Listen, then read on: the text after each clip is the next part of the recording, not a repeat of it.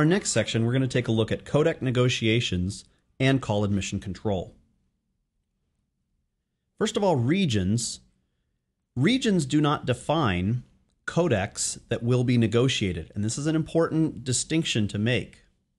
Regions define the maximum bandwidth that's allowed to in order to determine the codec that can be negotiated.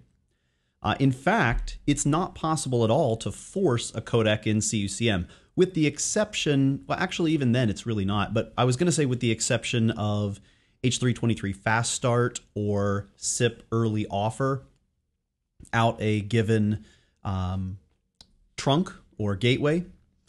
But even then, that's just what is initially requested. It's possible the other side could deny that and want to use something else. Okay, so it's important to know that we can't force a given codec within CUCM. However, iOS does allow us this capability. And we can do that on dial peers. We can hard code a codec, or of course, as we'll take a look at, we can use voice class codec to allow negotiation on a dial peer, but we can force a codec in iOS. And as we'll take a look at much later when we look at something called Cube, Cisco Unified Border Element, this is a reason that Cube based in iOS can be a really good reason or something to use between a CUCM cluster and some sort of a SIP or H323 ITSP in order to force a particular codec. But again, regions in CUCM define the maximum bandwidth. And in fact, in version 8, it was previously called the drop-down box, as we'll take a look at in a little bit, was previously called the codec, that you would use to negotiate. But that was, there was always an asterisk, a note, a footnote at the bottom of the page stating that, this was not the codec that would be negotiated. The maximum bandwidth instead was actually what this really was an indication of.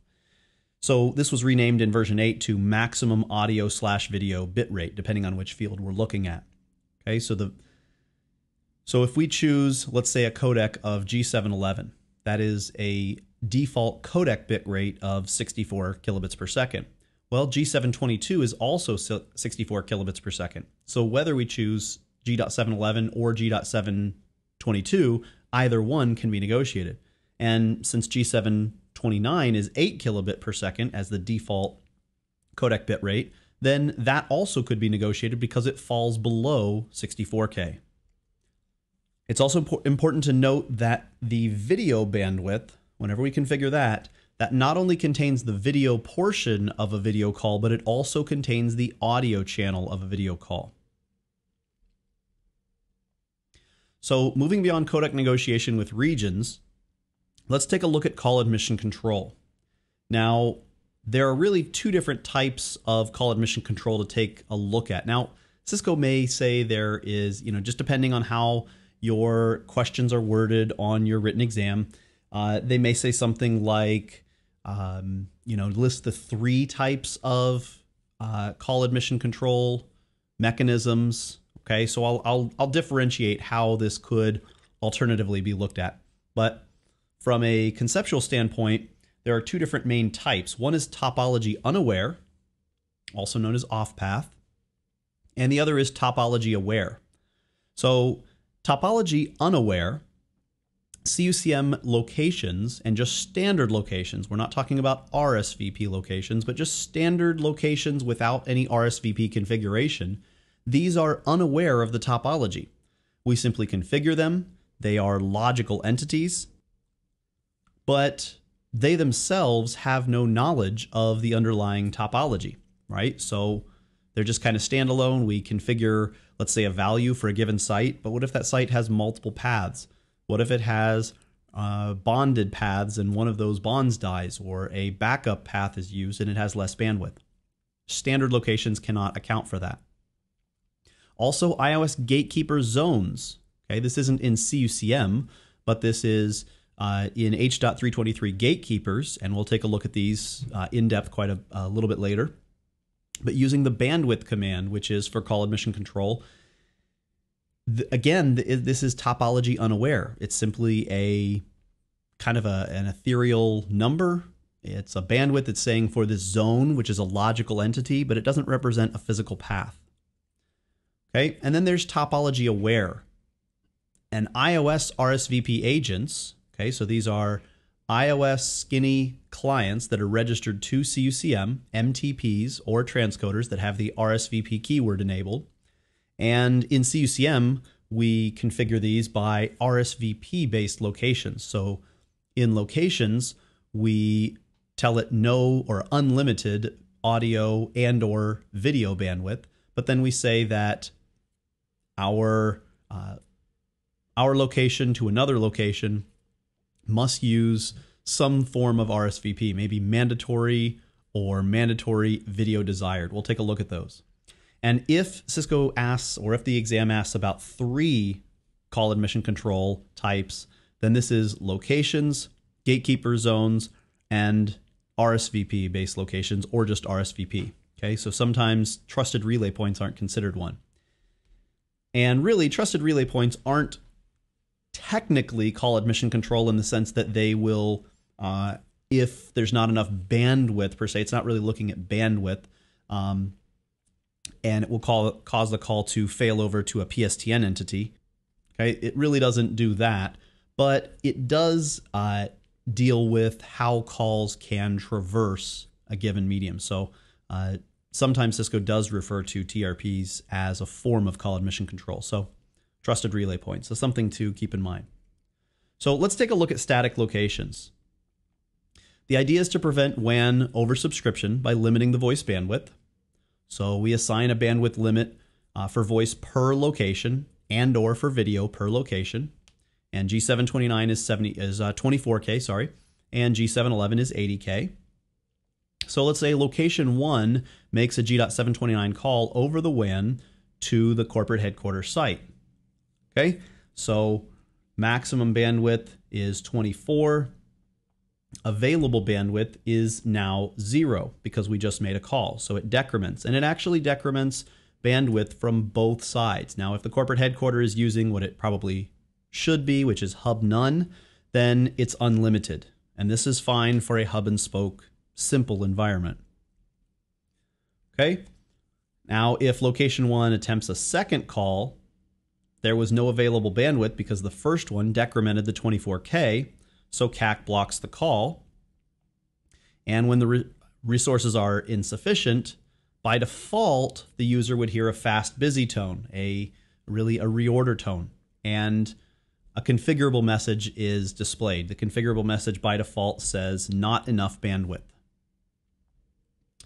However, with automated alternate routing, or AAR, this would allow the call to reroute over the PSTN seamless to this end user. So they make the call admission control blocks it from going over the WAN, instructs, now it doesn't block signaling from going over the WAN, so maybe this is a CME as SRST or just an SRST router, but all the skinny or SIP signaling to the endpoint, the phone, that still goes over the WAN, okay? Call admission control does not block signaling. Why? Because it's ridiculously low in bandwidth. Remember, default skinny is 150 bits per second. Now, those can be modified depending on firmware, depending on really enhancements to skinny. SIP protocol is going to be almost a little bit more, almost double that. Depends on if it's secure skinny or secure SIP signaling, okay? But beside all that, the default is 150 bits per second. So we're talking not kilobits per second, bits per second. So we're talking, 6-7 calls, 5-6 calls before we even get to 1 kilobit. Okay, so signaling is allowed to go over. CUCM tells the calling phone to reroute using its AAR calling search space to a new number, and we'll go over AAR a little bit later, but that will reroute that over to the PSTN. Now, things to consider with static locations. Audio is represented as a static bit rate, okay, plus the IP overhead. So that's where they come up with the 24K. Video is represented as a static bit rate. So for instance, 384 for a 384K call, and that includes, as I mentioned before, the audio portion. So therefore, the audio bandwidth setting in locations does not pertain to the audio channel of a video call. In other words, we don't have to over-provision our audio field in our location in order to account for the additional audio that will also be used in a video call. That's done in the video field. And if transcoders are needed, so for instance, in the presence of a G711 only device, such as let's say UCCX, or maybe we turn off automatic software transcoding in Unity Connection, which it has on by default, then a transcoder must be co-located with the G711 only device. Think of it this way. If I have two people and they don't speak, let's say one of them speaks his own native language as well as the other person's native language, but the other person only speaks the native language that is their own native language. However, someone is restricting them from using their own native language. Okay, so again, I am an IP phone. I speak G711 and G729. Someone else only speaks G711, so that shouldn't be a problem, right? Except that regions or locations or someone, probably regions, forces us to use G729, but the other side doesn't speak G729. It only speaks G711. Well, then the side or the person that needs the transcoding or the translating, if you want to think of it that way, that's where the transcoder has to be positioned. And we'll show you how to do that in the demo.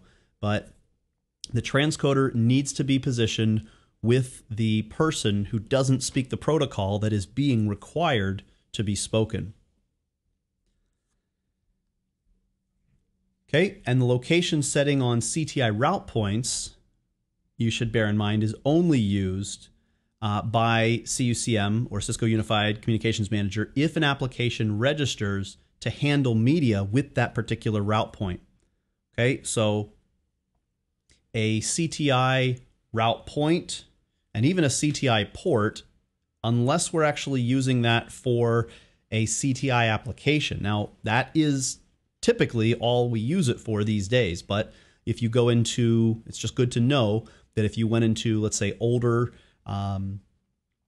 type installations, there could be CTI route points and or CTI ports that are using those entities as basically just a DN to route, because older installations might not have converted over, but there was a time when we couldn't just create a DN without assigning it to, without also basically creating a line on a device. Okay, so if you don't see the CTI port or CTI route point registered, then location basically has no effect.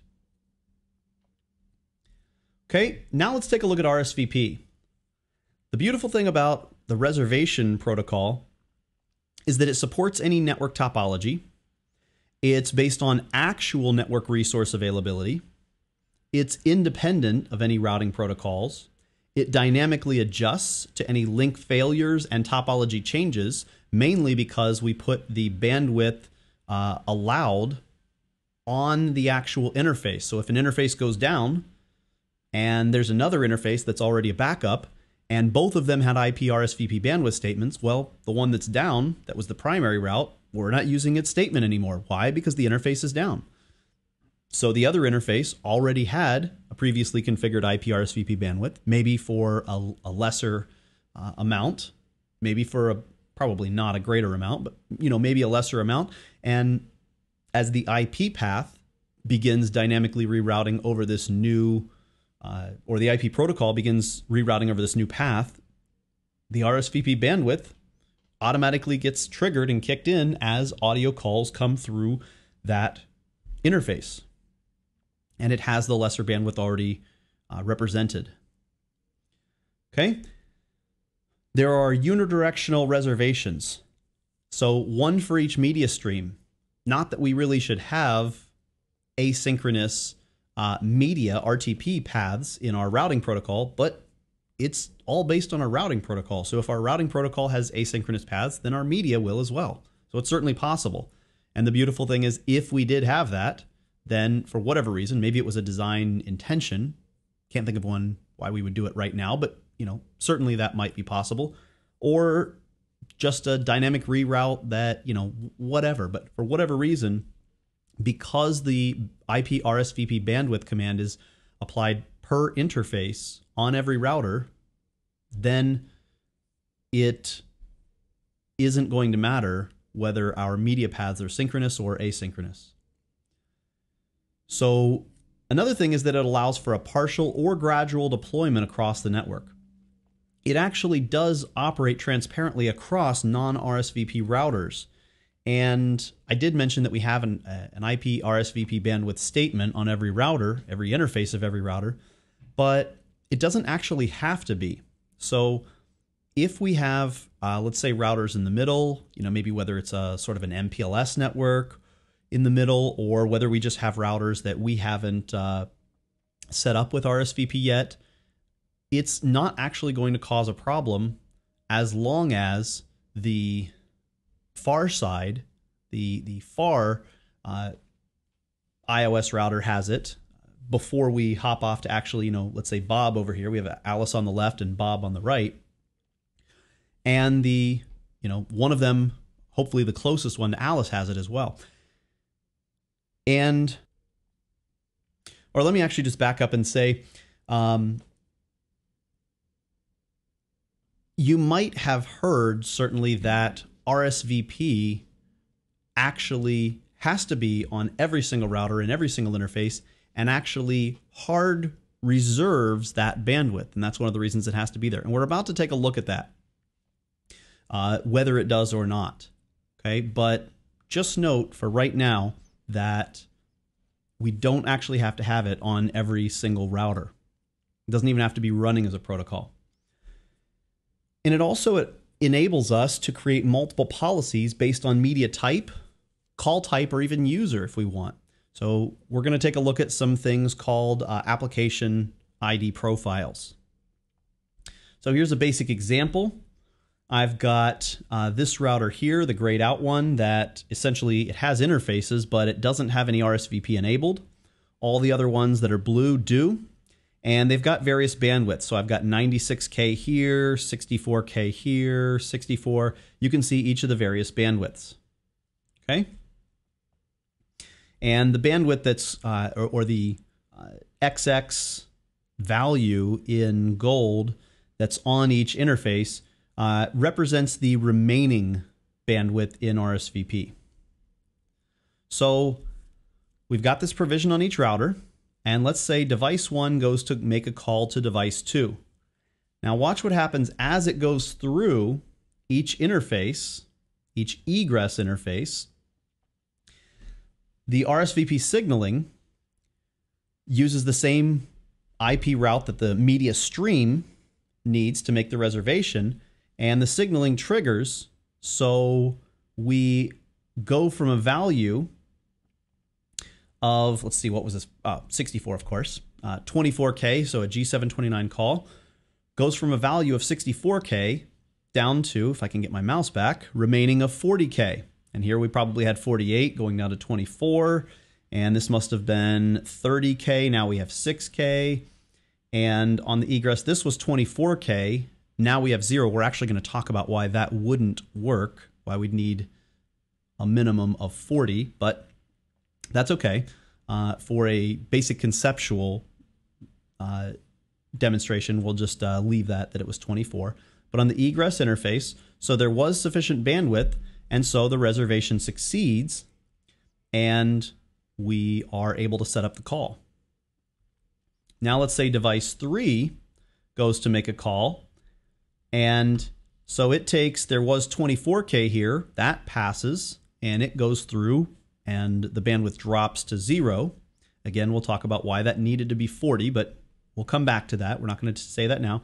But here it goes out the egress interface for the IP, standard IP path, but there was only 6K. And so if bandwidth on any egress hop of a router any link throughout the network is not sufficient, then the reservation is going to fail. And so call admission control via RSVP essentially fails, and it's going to, if enabled, trigger AAR to take over. Okay?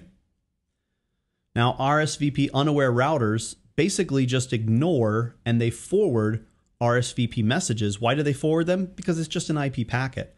Provided that they know where the destination IP address is, that's all they care about, right? A router routes IP, and so it's just going to treat it as an IP packet. It's going to route it. So let's take a look at reservation protocol path messages and reserve or reservation messages. Okay, so path and RESV messages. And by the way, when we do debugs, we will do a debug IP RSVP path and a debug IP RSVP RESV.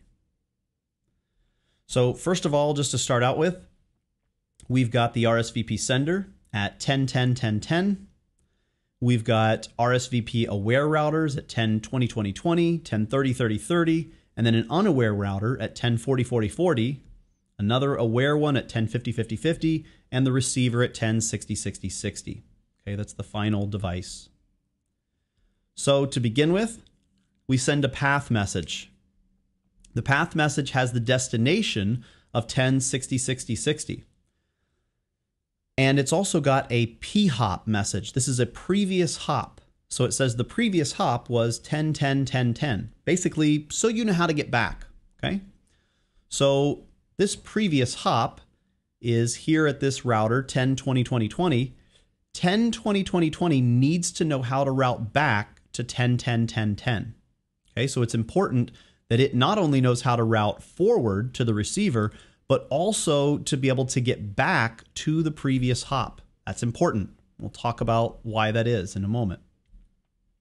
So we send that router, checks to make sure it has enough bandwidth because it is an aware router, so its egress interface needs to have enough bandwidth, and if it does, then it sends a path message. Again, same destination. The destination never changes, but the previous hop, the p-hop, that always changes from hop to hop, or from RSVP aware hop to hop, I should say. So now it installs the route, assuming it has enough egress bandwidth. 10.30.30.30 installs the route with the previous hop of that last RSVP router. But the destination stays the same. So now the path message goes through the unaware router. Why? It's just an IP packet. It wasn't an RSVP aware router, so nothing triggered RSVP to see if there was enough available bandwidth.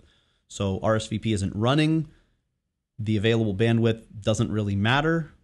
Obviously, you should be careful with that and make sure that there is actually enough available bandwidth, but it's just going to pass it as an IP packet.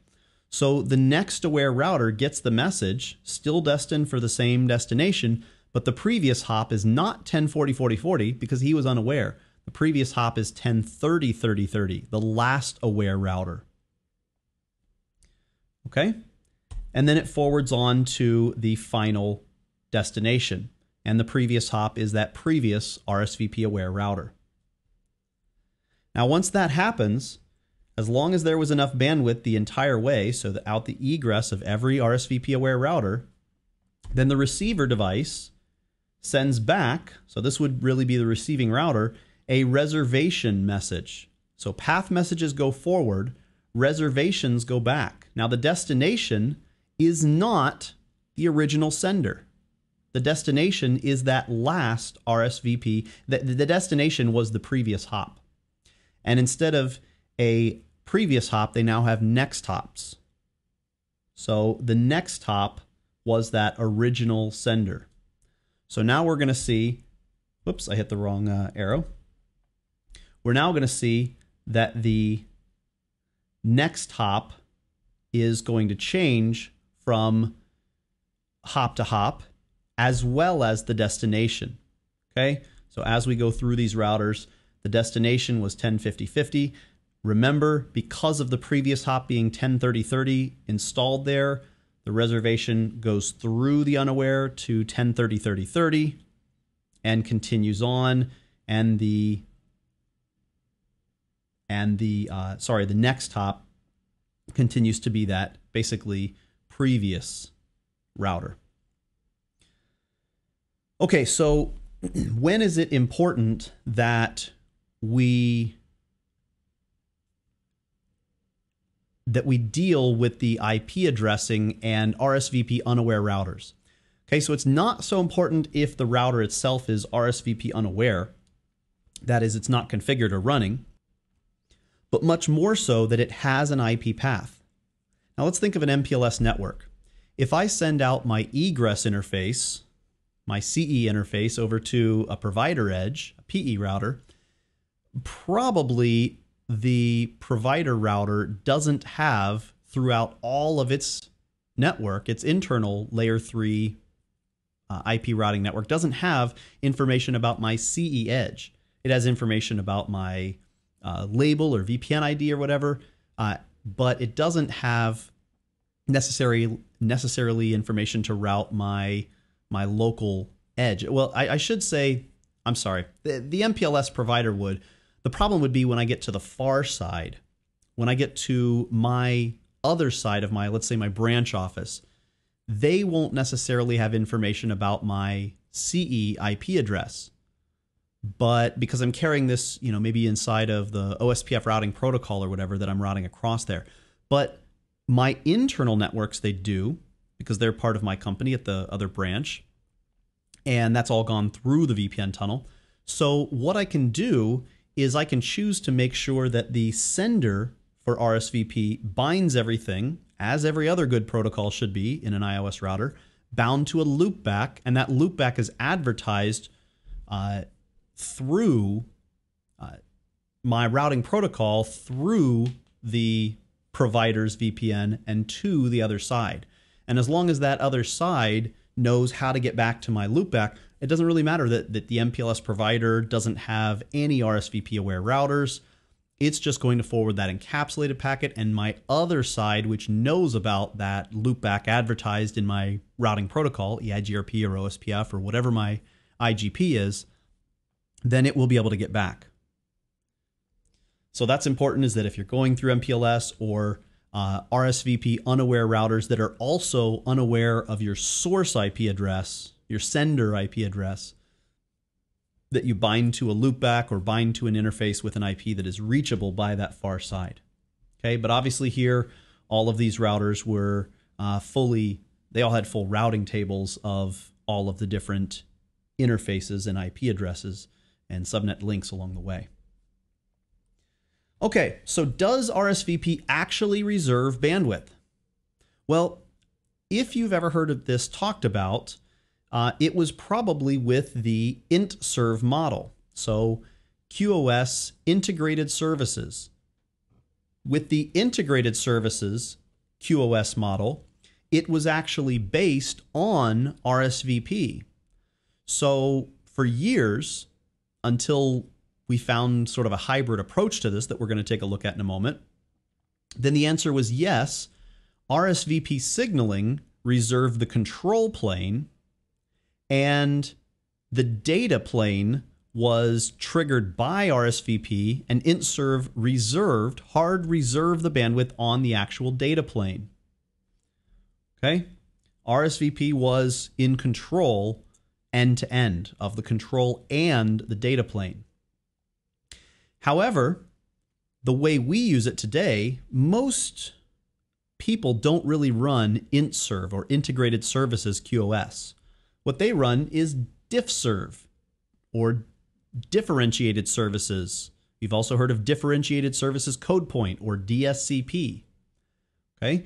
And so that's what they actually use for reserving bandwidth for their data plane. So they're, what reserves bandwidth for the control plane in an iOS router when you're using diff-serve? Well, the answer, by default, nothing. Okay? If we're just using diff-serve for QoS, the data plane has reservation, so there's actual reservation based on our queuing and configuration for priority and guaranteed bandwidth, but there's nothing for the control plane. But that's where RSVP comes in. we can use RSVP sort of independently. We can use RSVP for the control plane, but provided that we're not using integrated services for the data plane, that is, we're using diffserv, then the iOS router really separates these two functionalities. They may both be running in the same router, but they're completely logically separate entities, and they're speaking to two different people, basically. So the RSVP agent, as it's called, is controlled through the skinny client, the SCCP client in iOS, and that's controlled by CUCM. So the control plane is having bandwidth determined based on a configurable value that we put in there, the IP RSVP bandwidth command, or as we'll look at, available bandwidth in a profile in just a moment. And that's being controlled by CUCM. And then CUCM makes the decision, Cisco Unified Communication Manager makes the decision, should the call route or not? Is there enough bandwidth? Yes, route the call. Is there enough bandwidth? No, don't route the call. And then when the actual call gets there, we classify it with NBAR or access control lists. However we classify it, we do so with diffserv, and we actually use the diffserv QoS model to reserve bandwidth on the data plane. But it would only ever get there if the control plane, if RSVP had first reported to CUCM that there was enough bandwidth. Then we would send the call on, CUCM would send the call on, and the data, that is voice, would be classified and reserve actual bandwidth or signaling. Okay? But the call would never get there if RSVP had not stated that there was enough bandwidth available. So RSVP is reserving bandwidth essentially on the control plane, but it's not affecting the data plane. The data plane is affected independently by diffserv. Okay, so now we're going to take a look at application IDs within RSVP. So these were introduced in RFC 2872 as a part of what's called an RSVP policy element. And these actually allow the routers to admit reservations based on the application that's actually requesting the bandwidth. So this protects bandwidth resources between or separate from different applications. So in Cisco iOS, application IDs are associated to what are called RSVP local policies, which define their corresponding behavior. Now, CUCM uses two RSVP application IDs. So whenever it sends a call, it either sends it as audio stream, if I can get my mouse to work, or video stream. Okay, now audio stream is used for the audio stream of voice and video calls. Okay, it's not used for video calls, it's used for the voice stream, the voice channel that is inherently within a video call. Obviously, we can make audio only calls. We can't really make video only calls. It doesn't make any sense. If I can see the other person but not hear anything, that just doesn't really work. Okay, so I have audio only, that would be the audio stream. I also have video calls, which has an audio stream, and the audio stream here is the audio stream of the video call. Video stream is just the video portion of the video call. So, and it uses, it's actually just like that. Audio stream, all one word, capital A, capital S, and you put it in double quotes for the string. Okay? So without application IDs and local policies, everything is governed by the IP RSVP bandwidth command on the interface. So whether this is voice here in blue or the larger video in orange, it's all governed by the same thing. Okay, so video, as it's showing, can starve out voice. With application IDs and local policies, we now have a local policy for X and Y. So we've got one for voice and one for video. And with doing so, we can make sure that application ID Y, let's say video, only takes up the available bandwidth allocated for video, and voice can take up multiple. So here, we're not going to allow another video stream to potentially starve out future voice streams. Instead, those voice streams will be able to come in and work just fine.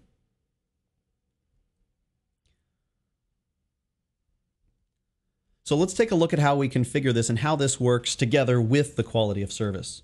So here we can see that we've got our priority queue set up in our diff-serve quality of service, and we're probably using the Cisco recommended default of a maximum of 33% of the overall link speed. So we define a single priority queue, or we could define two quote-unquote priority queues, but there's only one priority queue since it's priority, strict priority. It means it gets out first, right?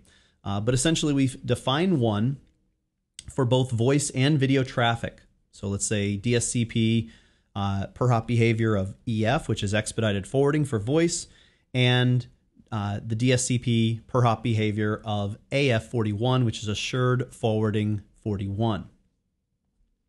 So within that, we have obviously some layer 2 overhead, and then we've got our IP RSVP bandwidth command as a little bit of a subset of that. Okay, we need to keep in mind that our IP RSVP bandwidth is only taking into account the layer 3 header, not the layer 2 header, nor anything else that QoS is doing, like fragmentation. Of course, we shouldn't be fragmenting voice and video packets anyhow, or it's not taking into account compressed RTP if it's a low-speed link. It's not taking into account any of that. It's just taking into account the codec and the layer 3, and really we have fixed values for IP RSVP bandwidth. So it's going to be a subset. Obviously, we know we're going to have to calculate those a little bit different from each other. Call admission control will always be based on a fixed value, whereas QoS will be based on actual link and other things going on, like I mentioned, compressed RTP, etc., compressed TCP, fragmentation, whatever we might have. And so we're going to have a local policy that maybe we'll call voice, and this needs to match the overall bandwidth for voice and the voice within the video, or actually just it could match not only the voice within the video, but it could also actually be a match for all of the bandwidth that's available for both voice and video, the actual video stream. Why? Because we can configure a local policy for video as a subset of that. So this will limit, the subset will limit the number of video calls. However, what it will allow is that if for some reason there was not a video call and more audio, more voice calls, voice-only calls came through, they could take up to the maximum of the entire IP RSVP bandwidth and essentially starve out video. Because if someone can't make a video call, but they can still get an audio call through, that is, the phone is marked or ticked as it is by default, the calling phone for retry video call as audio call. So I try to make a video call, it fails. The system automatically retries it as an audio only call, and that succeeds because maybe I've eaten into half of the available bandwidth. Maybe this local policy for video was only 384, enough for one video call, and the local policy for voice was, maybe say double that, 768, but now I've already used 512 for voice. So I've eaten into half of the video policy, and there's not enough for a single 384 call. But there is enough for more voice calls, so that video call can retry as an audio call. So voice comes in, it generates an RSVP reservation with the application ID of audio stream. We have another voice call, and we've got, or I should say we have a video call that generates the video portion and the voice application stream. So those are admitted. We've got another video call, and then all of a sudden I have a number of other voice calls. And now, maybe even before that, let's say another video call tried to come through. It would fail. There's enough video bandwidth, but there's not enough video and audio bandwidth. And we need an audio stream as well. So it would fail, but it would allow voice to take up that remaining room because the voice policy is a superset of the video policy. Okay, so hopefully this makes sense.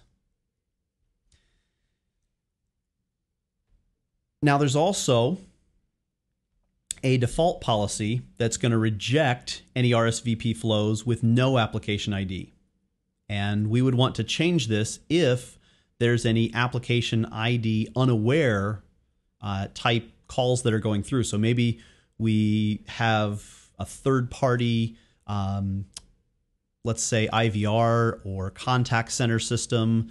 It's not a Cisco, unified contact center express or enterprise system, but maybe a third party or voice messaging or something that doesn't send those RFC compliant application IDs.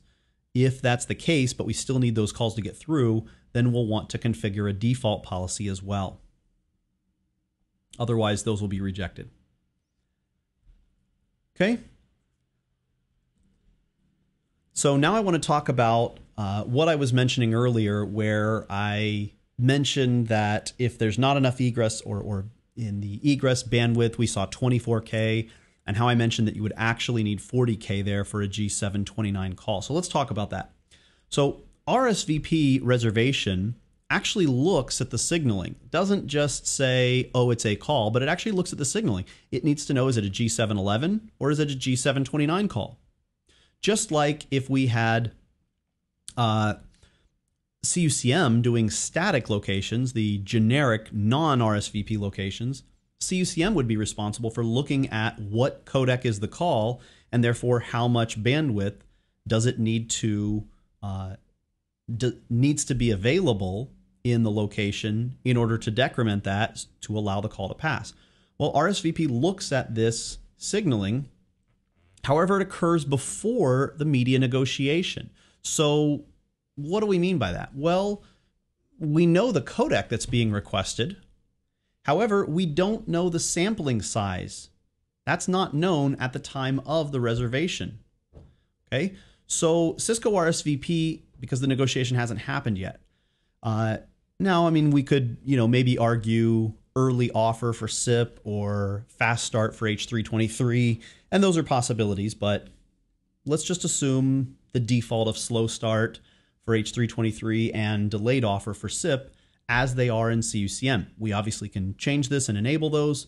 They're just not ticked on the gateways and trunks by default. So iOS RSVP, the agent, makes the worst case assumption, 10 millisecond samples. And so what we need to do, instead of 20 millisecond or 30 millisecond samples, we might have larger voice packets. So we need to leave room for the nth or next reservation to succeed. So for a G729 call, if we're using those 10 millisecond sampling rate, it's going to be a 40K call. So the calculation that we need to consider is effectively n times 24 plus 16, where n is the number of calls, if I can get my mouse back, n is the number of calls, times 24, so we've got 4 calls here, times 24, and we need to add 16K of overhead, only 16K for the next call. Now what's going to happen? That 40K call, okay, it's initially the iOS router, and RSVP is going to initially request 40K, and then it's actually going to keep an eye on the conversation, and as the negotiation actually occurs for the media, it will then shrink to the negotiated media based on the sampling size. So it will shrink to 24K. Now that means that we're going to have 16K of overhead left over. So, oh no, that's too many calls. Oh no, 16K isn't enough for another call. Okay? 16K isn't enough for another call. It requires 24K, and really it requires 40K.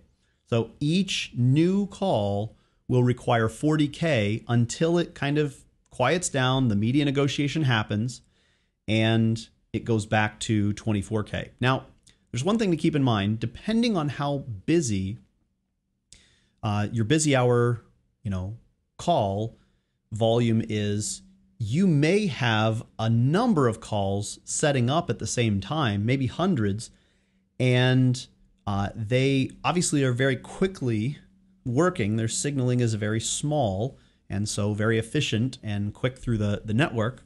But you might have more than one call that's being set up through RSVP that hasn't negotiated its media yet. So you're going to need to, not for the exam, you need to know basically that the next call will take 24K and that we will have the overall calculation of N number of calls times 24 plus that overhead of 16K. But for real world deployments, you might need to, in a large environment, on a large WAN link, baseline your traffic. And you can use this on the LAN as well. You know, as long as it's a RSVP supported device, you can use it on the LAN.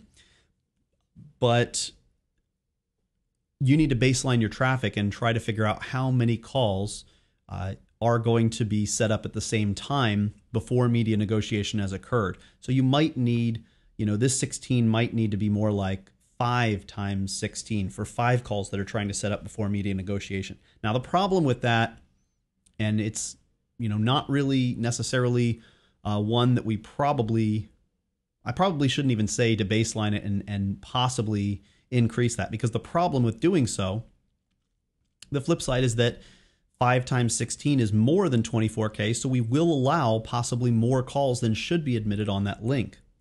Okay, so that could be a potential problem as well. So it might just be that if they're, especially if it's a large environment and you have a lot of WAN bandwidth, that it's only once it gets to the end of that bandwidth that we might begin AAR, or automated alternate routing, a number, you know, maybe 3 or 4 calls while there's actually still bandwidth available, and then calls that come after that, instead of being routed over the PSTN, you know, a next one might get through and then negotiate its media and shrink down, and then the next one might get through and negotiate its media and shrink down, and then finally we'll get to the last one. So you really probably should always follow this recommendation of N times 24 plus 16, but just be aware that you might get to the end of your available IP RSVP bandwidth, and some calls might go to AAR before there's a complete exhaustion of the bandwidth because of that initial 40K request and then the shrinking down. But it really shouldn't be too much. And ultimately, that's where your calls are going to go anyways, AAR over the PSTN. So what's it going to hurt for 2 or 3 of them to go early? Okay, so let's take a look at the configuration of IP RSVP call agent, and we're taking a look at it at our corporate headquarter router here.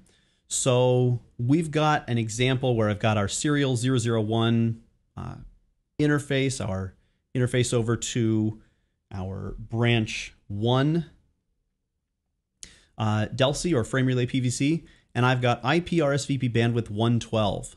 So the number of calls times 24 plus 16 equals 112. So N is 4 calls. So what is this? This is effectively 96K for 4 calls, plus 16 gives me my 112. And then I set up my SCCP to my pub and sub. This is still configured for my version 7 pub and sub. As long as it's identifier version 5 or greater, as long as it's identified as version 5 of CUCM when it began in the Linux platform, then you're safe for using it on up through 7 or 8 or whatever. You can obviously use the correct version there, but it just needs to be 5 or later. And then, of course, we're going to configure this just like we're going to set up media in general. We'll take a look more at that in media. But then the DSP farm profile for MTP, we're going to, obviously, we're going to be using G729 over the WAN, so codec G729, and then the tag word of RSVP. And then maximum session software, so we're not using DSP resources. And then 4, this number needs to be greater than or equal to the number of calls desired. Now, I've been asked before, what if I just set up IP RSVP bandwidth 1,000,000, and then I use this command, maximum session software X, and that was the number of calls? Would that work? Technically, yes, it would work, but here's the problem with it. Other things need access to media termination points, but not necessarily transcoders. Obviously, transcoders are also MTPs, but transcoders take up DSP resources, hardware, expensive resources, so we don't want to use them unless we absolutely have to. So because of that, we want to use as much software as possible because, yeah, it takes some processing power, but it doesn't cost near as much. I mean, I can get another router or a bigger router with more processing power for a lot less than I can buy a lot of DSPs for. Those are expensive little suckers. So the MTP, we want to use the software MTPs in so much as they're needed, and specifically software as much as possible. So this MTP, even though it's RSVP enabled, doesn't mean it can only be used for RSVP. It can be used for regular MTP that can be done in just MTP, so just software. It also could be TRP, Trusted Relay Point enabled. Could be RSVP and TRP enabled. And it could be used for as a Trusted Relay Point when needed, as an RSVP agent when needed, and as a standalone regular old MTP for supplementary services when needed. So it's really not a good idea to specify maximum sessions, software, and then the number of calls. And that's why this should be probably not just equal to or greater than, but it should probably just be greater than the number of calls needed for RSVP. And the IP RSVP bandwidth is the proper one. Another reason is that what if I had multiple interfaces here, and one of these interfaces was allowing, only had enough bandwidth for 4 calls, and it's actually a secondary interface, and I've got a primary interface that has enough for 100 calls. Well, these IP RSVP bandwidth, first of all, this should equal at least 100. 4 is a subset of that, but probably more for other MTP resources as well. And then the IP RSVP bandwidth for the 100 calls, so 100 times 24, 2416K, so 2416. That would be configured on my, I don't know, T3 interface or Metro Ethernet interface or whatever. And then this one is a backup and can only support 4 calls. So that's really where the IP RSVP bandwidth succeeds. Looking at a bit of advanced configuration, we've already seen the command on the interface. We can put it on fast Ethernet as well. Like I said, you can use it in a LAN environment. We can configure IP RSVP on the dial peer by using the required QoS and minimally acceptable. That's what that ACC stands for, is acceptable. Using controlled load, that kicks in RSVP. We can also configure basically what happens if there's not enough bandwidth. So we can say, let's say for SIP, we could create a voice class that defines what happens if IP RSVP fails the policy. Okay, should it retry? At what interval? What should it do? We can configure a DSCP value. So on a dial peer, we could say IP QoS DSCP and then give it the value, but then say RSVP fail, and then another IP QoS DSCP value if RSVP passes. So in other words, if RSVP passes, the media probably will pass at DSCP EF, or expedited forwarding, or the decimal value of 46. But if it fails, we might want to change that DSCP value dynamically on the fly to 0. So still allow the call to go through, but it goes through its best effort. Now, I'm not saying that's what you want to do. I'm saying that is possible. It's also possible, this is in iOS here, but it's also possible to do that in CUCM through the service parameters. And then here's where we configure our policies and our application IDs using IPQoS policy locator, and either spell, provision video or voice, and then our application word. So, double quote audio stream, double quote, or double quote video stream, double quote. And finally, we're going to take a look at a trusted relay point. So let's say we've got our IP phones on our voice VLAN, okay, our unified communications VLAN. And let's say our laptops or our desktops, these have software clients. Now, it really doesn't matter whether they're hanging off of the phone or whether they are connected to a switch separately, because logically they're connected to the access switch, whether it's one and the same. They're logically connected through a separate VLAN, right? Okay, so if they're going through the phone, they're obviously, they have no VLAN ID, so they get put in the access VLAN, whereas the voice using a .1Q header has a voice VLAN ID instructed to it by CDP by the switch. So we want to make sure that we don't trust data on the data VLAN. And by trust, I mean we don't trust it over to the voice VLAN or to the server VLAN. Why? Because maybe we've got an environment with 5,000 employees on a campus, and can we really be sure that none of these new temporary hires or anything happens to have any security or hacking background or red team background, or that they're not going to try a denial of service attack on our servers or even a man-in-the-middle attack on our phones or anything like that? We can't be sure of that. So instead, we're going to put firewalls in between. Now, whether you have this or not, the point is that this is what we can do, and certainly a good practice to do. So we would have firewalls in between these VLANs. And so whether that's running in iOS or running ASAs, whatever the case may be. But the idea is that what we do is, instead of poking a hole for each laptop that happens to have the software, the problem is we can't poke a hole in a firewall. Well, sometimes we can, but it gets really, really messy and ugly, especially if we have a large number of these software clients. But it's difficult to poke a hole in a firewall for the laptops or desktops that we need to, and specifically just for an application. Or it's a lot messier and a lot uglier and a lot harder to really watch overall. However, what if we had a single point, like a trusted relay point, someone that relayed all that voice information? So the reason I'm saying this is the software application on the laptop is CUPC, the Cisco Unified Personal Communicator, or IPC, the IP communicator for Windows only. Let's say it's CUPC. Most of the desktops and laptops are going to have that, especially if we have a presence-enabled environment. And we want those software clients, maybe they're in soft phone mode, we want them to be able to get through to the voice VLAN, but just the soft phone, just the traffic that is the RTP traffic, not signaling. That goes to CUCM, okay? And not, maybe we already have a hole poked for anyone coming in through the signaling ports. But, and also policing to limit in case they begin throttling out of control or whatever.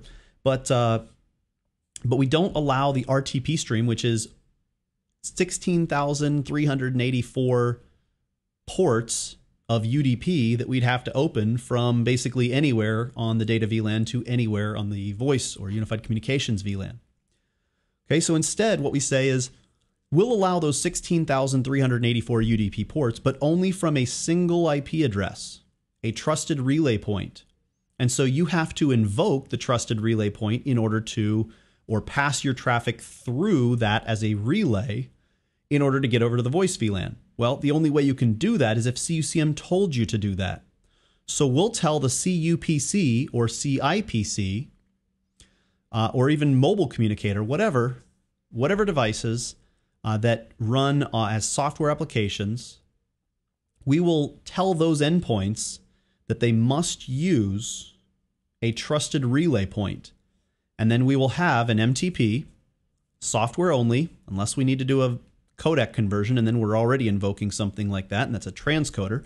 But we're not doing any codec conversion, let's say. So a MTP running in iOS, running in software with TRP enabled, trusted relay point, firewall traversal is the command, TRP space firewall dash traversal. And all those media calls will come from the data VLAN up to the TRP, and we can use it for QoS enforcement as well, but we can use it for firewall enforcement, access lists only allowing packets coming from that TRP into the UC VLAN. Okay, and we could even say, you know, further, packets with the source IP address of the TRP itself, or multiple. We'd probably have HSRP running in multiple, or not even necessarily HSRP, because CUCM could specify a backup, and only packets with EF or CS4 for, or maybe AF41, depending on how our video is marked, but EF for voice. Okay, so that allows for QoS enforcement. It allows for a single hole in our firewall, and our security team, I can assure you, is going to be much more receptive to a single IP address poking 16,000 UDP port holes versus poking 16,000 holes for all of those IPs. So that's the idea of the trusted relay point and how we can admit or deny calls, although it doesn't necessarily invoke PSTN backup through AAR, anything like that. So that's the reason that the exam might not consider it a form of call admission control, but in a sense, it very much is a form of admitting calls into the VLAN or not.